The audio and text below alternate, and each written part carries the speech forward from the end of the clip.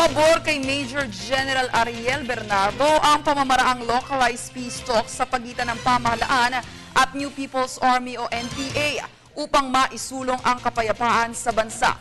Para sa detalye, balita mo kami Eddie Arellano ng PTV Davao.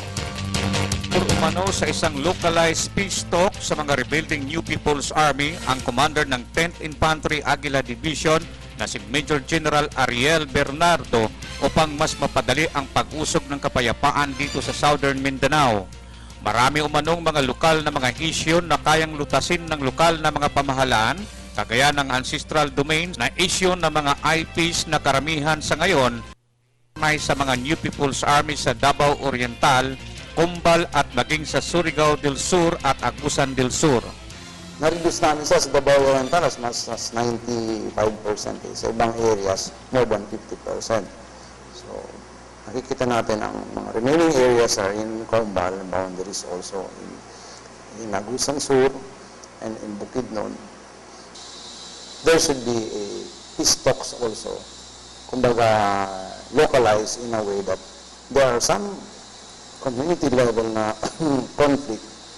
Napansin naman ni Bernardo na wala na umanong hawak si Juma Seso ng Central Committee ng CPP dahil di na umano ito sinusunod ng mga lokal na mga commander ng NPA at karamihan sa mga ito ay gumagawa ng mga pangungutong, kidnapping at iba pang gawain ng mga ordinaryong mga kriminal.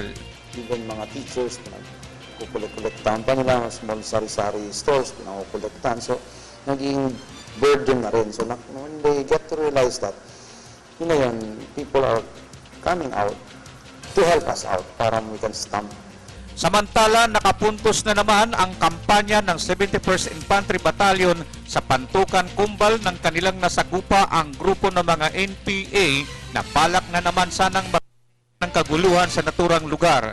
Isa ang patay at marami ang lubhang nasugatan sa panig ng mga rebelde at isa naman ang wounded in action sa panig ng Army. The troops were able to recover one dead body of the NPA. Actually, the troops, nung nakita nila yung body, medyo may ano pa, kumbaga gumagalaw pa. They tried to revive but unfortunately he passed away. Para sa Telebisyon ng Bayan, Eddie Arellano.